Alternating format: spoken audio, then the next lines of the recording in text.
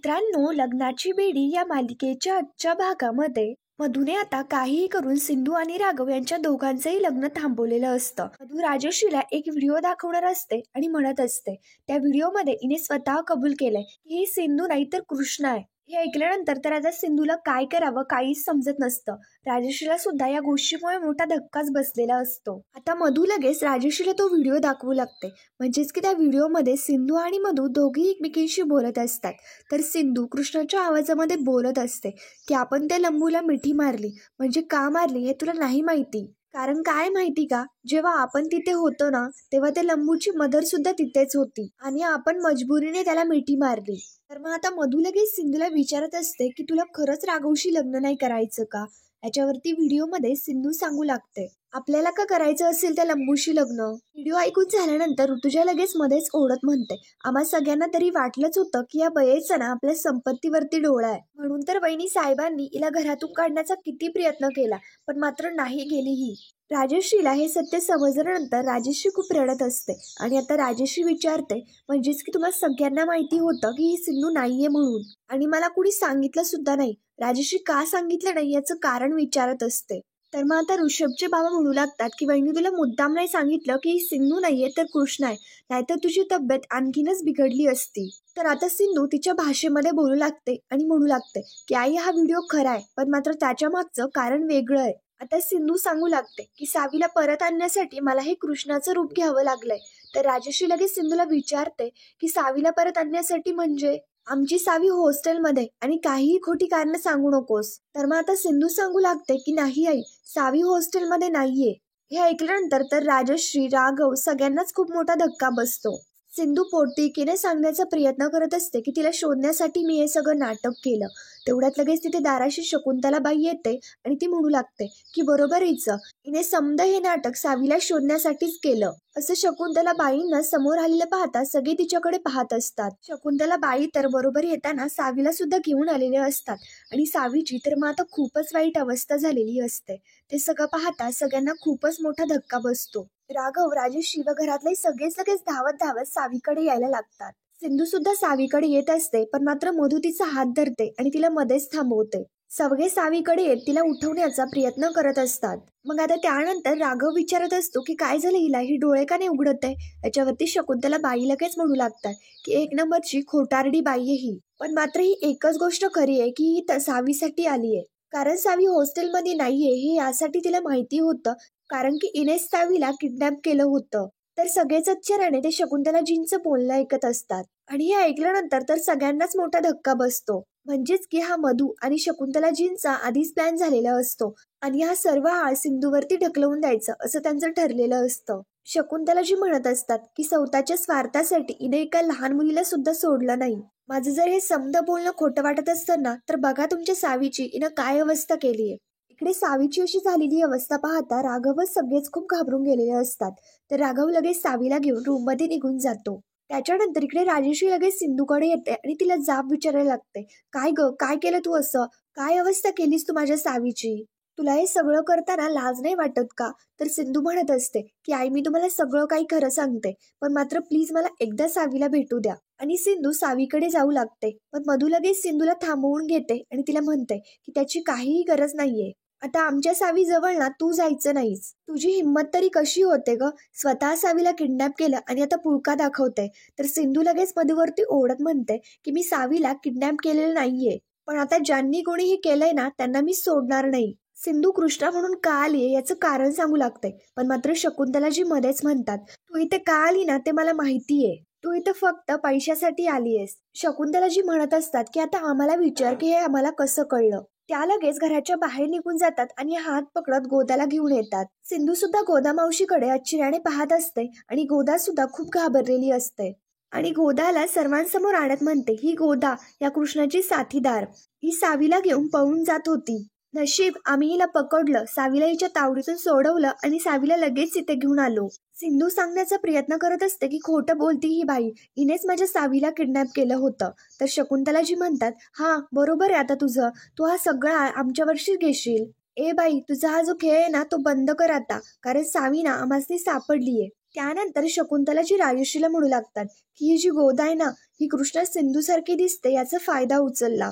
शकुंतलाजींचे हे नाही आरोप पाहता गोदा आणि सिंधू यांच्या दोघींनाही नेमकं काय बोलावं आणि काय नको बोलावं काहीच समजत नसतं. त्याच्यानंतर शकुंतलाजी बोलण्यामध्ये त्यांची हद्दच पार करते आणि सगळ्यांना सांगते की मला तर असं वाटतंय की या दोघींनी सिंधूला मारूनच टाकलं आहे. मग आता ते ऐकल्यानंतर सगळेच आश्चर्याने सिंधू आणि गोदाकडे पाहायला लागतात. शकुंतलाजी म्हणत असतात की पैशासाठी ही या घरात शिरली आणि आता सून म्हणून हे घर लुटण्याचा प्लॅन आहे हिचा. शकुंतलाचं हे सगळं बोलणं पाहता राजेशी लगेच सिंधूला जाब विचारू लागते की का केलं तू असं, काय बिघडवलं होतं आम्ही तुमचं? सिंधू बनून तू माझा विश्वासघात केलास, तू आम्हा सगळ्यांना फसवलंस. तुला माझ्या सिंधूची जागा घ्यायची होती, तुला माझ्या राघवशी लग्न करायचं होतं, या घरची सून व्हायचं होतं का?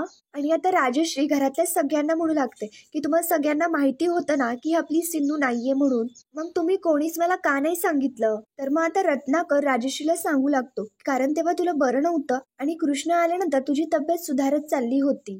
रुक्मिणी सुद्धा सांगत असते की राजश्री, आम्हाला कल्पना नव्हती की ही बाई इतकी सुद्धा वाईट असेल, की आपल्या सावीला किडनॅप करेपर्यंतची हिची मजल जाईल. तर मग आता त्यानंतर इकडे सगळ्यांचं हे सगळं बोलणं पाहता मधू लगेच सिंधूला हळू आवाजामध्ये म्हणू लागते, माझ्याशी गद्दारी करण्याची खूप हौस होती ना तुला? आता कळलं का मी काय करू शकते ते? मी ना तुला तुझ्याच शब्दामध्ये अडकवलं.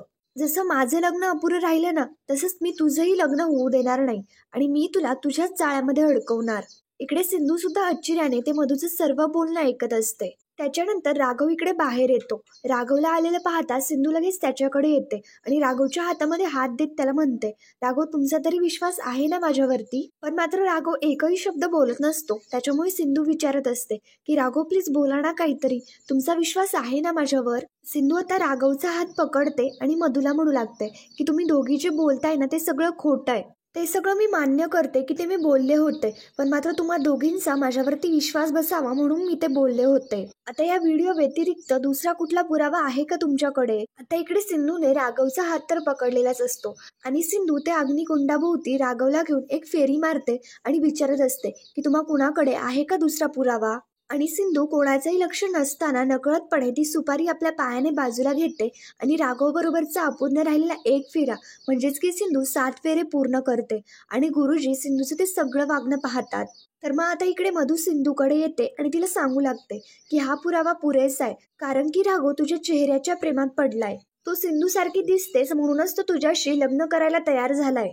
पण मात्र ही गोष्ट तर आम्हा सगळ्यांना समजली की तू फक्त सिंधू सारखी दिसतेस, पण मात्र तू सिंधू नाहीयेस. त्यामुळे आता हे लग्न होणार नाही म्हणजे नाही.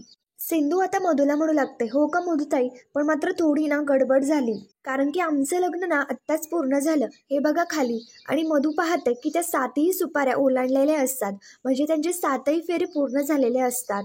सगळेच आता आश्चर्याने पाहू लागतात आणि सगळ्यांच्याच पायाखालची जमीन सरकते.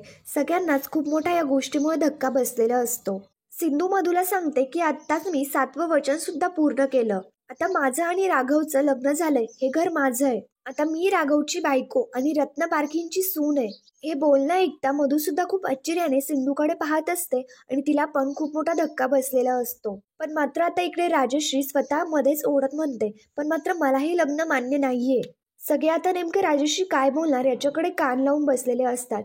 रेश्मा, गोदा यांच्या दोघींना आनंद झालेला असतो, पण मात्र बाकी घरातल्या सगळ्यांना मोठा धक्का बसलेला असतो, कारण रेश्मा आणि गोदा यांच्या दोघींना सुद्धा सिंधूचं लग्न व्हायला हवं होतं. मग आता इकडे राजश्री रडत रडत म्हणत असते की चोरटी आहेस तू, विश्वासघातकी आहेस. इतके दिवस तू आमच्या घरामध्ये सिंधू बनून राहिलीस, आम्हा सगळ्यांना तू फसवलंस. राजश्री म्हणत असते, माझ्या सिंधूचं तू रूप घेतलंस ग, पण मात्र तिचा एकही गुण तुझ्यामध्ये नाहीये. हे राजश्रीचं हे सगळं बोलणं सिंधू सुद्धा ऐकत असते आणि ती सुद्धा शांतच असते, याच्यावरती एकही शब्द बोलत नसते. आता राजश्री या गोष्टीमुळे खूपच अपसेट झालेली असते आणि रडत रडत म्हणत असते, तू आमच्या सावीचा छळ केलास, आमच्या भावनांशी खेळलीस. राजश्रीला हे खरं पटलेलं असतं की सिंधूने सावीला किडनॅप केलं आणि तिला किडनॅप करून तिची अशी हालत केली. तर मग आता राजश्री सिंधूला म्हणत असते की तू आमच्या सावीला किडनॅप केलं, तुझी हिंमत कशी झाली, कोण तू, बाई आहेस की कोण आहेस? आता राजश्री म्हणत असते की मला एक क्षण सुद्धा तू या घरामध्ये नको आहेस. राजश्री इतकी तळतळलेली असते ती सिंधूला डायरेक्ट सांगून टाकते की आत्ताच्या आत्ता माझ्या या घरातनं चालती हो. राजश्रीचं हे बोलणं कानावरती पडल्यानंतर राघव लगेच आश्चर्याने राजश्रीकडे पाहायला लागतो. पण मात्र शकुंतलाजी आणि मधू यांच्या दोघींना देखील खूप आनंद झालेला असतो, कारण त्यांना असं वाटत असतं की आता सिंधू घराबाहेर जाणार. राजश्री आता वैतागत म्हणत असते की मला इथनं पुढं तुझं तोंड सुद्धा बघण्याची इच्छा नाहीये. कोणी सिंधूचं काही बोलणं ऐकूनच घेत नसतं आणि तिला काही बोलू सुद्धा देत नसतं. तर मग आता सिंधू म्हणत असते की आई प्लीज माझं ऐकून घ्या, मला बोलू द्या. पण मात्र राजश्री ते सिंधूचं बोलणं काहीच ऐकून घेत नाही आणि ओरडत म्हणते की मला तुझं काहीच ऐकून घ्यायचं नाहीये. तू आत्ताच्या आत्ता माझ्या घरातनं चालती हो. आता राघव आणि सिंधू यांच्या दोघांनी सुद्धा एकमेकांचा हात पकडलेला असतो. तर राजश्री इकडे राघव सिंधूकडे येते आणि त्यांच्या दोघांचाही हात सोडून टाकते. त्याच्यानंतर सप्तपदीसाठी त्यांनी दोघांनी जी बांधलेली गाठ असते ती सुद्धा रागारागामध्ये सोडून टाकू लागते. आता राजश्री मागचा पुढचा कुठलाही विचार न करता सिंधूचा हात पकडते आणि तिला घराबाहेर घेऊन येऊ लागते. राघव सुद्धा राजश्रीला थांबवण्याचा प्रयत्न करत असतो, पण मात्र ती कोणाचं काहीच बोलणं ऐकून घ्यायला तयार नसते. राजश्री सिंधूला आणि गोदाला घराच्या बाहेर हकलवते आणि त्या दोघी सुद्धा घराच्या बाहेर उभ्या असतात. इकडे शकुंतलाबाई आणि मधू यांच्या दोघींचा तर प्लॅन एकदम सक्सेसफुली वर्क झालेला असतो. ऋतुजा यांच्या सगळ्यांना सुद्धा खूप आनंद झालेला असतो की आता सिंधू घराच्या बाहेर चालली आहे. बाहेर उभी असताना सिंधू आता राघवकडे पाहत असते आणि राघव सुद्धा सिंधूकडे पाहत असतो. पण मात्र कोणी सिंधूचं काहीच ऐकून घेत नाही आणि राजश्री मागचा पुढचा कुठलाही विचार न करता सिंधूच्या तोंडावरती दार बंद करून घेते. तर मग आता इकडे शकुंतलाबाईंना आणि मधूला तर खूपच हसू येत असतं. त्याच्यानंतर हा सगळा प्रकार पाहता सिंधू तर पूर्णपणे हादरून गेलेली असते आणि ती पूर्णपणे हरलेली असते. तर मित्रांनो, पुढील भागामध्ये आपण पाहणार आहोत सिंधू महादेवाच्या मंदिरामध्ये येते आणि देवाला खूपच रिक्वेस्ट करत म्हणत असते की देवा मी काय केलं होतं रे, देवा मी पूर्णपणे हारलीये. आणि सिंधू खूप रडत असते आणि पूर्णपणे खचून गेलेली असते. तर तिथे असणारा एक माणूस लगेच असं सिंधूला म्हणतो की रडून काहीही होणार नाहीये, उठ आणि लढ. त्या माणसाने आता सिंधूला ऊर्जा दिल्यानंतर सिंधू लगेच शिवतांडव करू लागते आणि स्वतःच्या शरीरामध्ये ध्येय निर्माण करते आणि महादेवाचे आशीर्वाद घेत तिकडे निघून जाऊ लागते. त्यानंतर दुसऱ्या दिवशी सकाळी सिंधू रत्न पारखींच्या घरी परत आलेली असते आणि आता सिंधू राघवचा हात पकडत कृष्णाच्या भाषेमध्ये बोलत असते. सिंधू गृहप्रवेशासाठी सुद्धा तयार होते, पण मात्र मधू त्यांच्या समोर असते आणि ती सिंधूला आतमध्ये येऊच देत नसते. तर मग आता सिंधू राघवचा हात पकडत म्हणत असते की मला गृहप्रवेश करायचा आहे आणि ते सुद्धा आपल्या ऑफिशियल नवऱ्याबरोबर. पण मात्र मधू बोलत असते की मी सुद्धा पाहतेच की आता तुझा गृहप्रवेश कसा होतो. मधू तिकडनं निघून जाऊ लागते, पण मात्र सिंधू सुंदरी म्हणून मधूला आवाज देते आणि मधू लगेच मागे वळून पाहते आणि त्यांच्याकडे येऊ लागते. तर सिंधू लगेच तिच्या पायाशी गोटा टाकते आणि त्यामुळे सिंधू घसरते आणि लगेच धपकन खाली आपटते. त्याच संधीचा फायदा घेत सिंधू माप ओलांडते आणि घरामध्ये येते. सिंधू आता स्वतःशीच म्हणते की लक्ष्मी नाही तर दुर्गा म्हणून आलीये मी या घरात. तर मित्रांनो, पुढील भागांच्या डेली अपडेटसाठी आमच्या चॅनलला लगेच सबस्क्राईब करा. थँक्यू.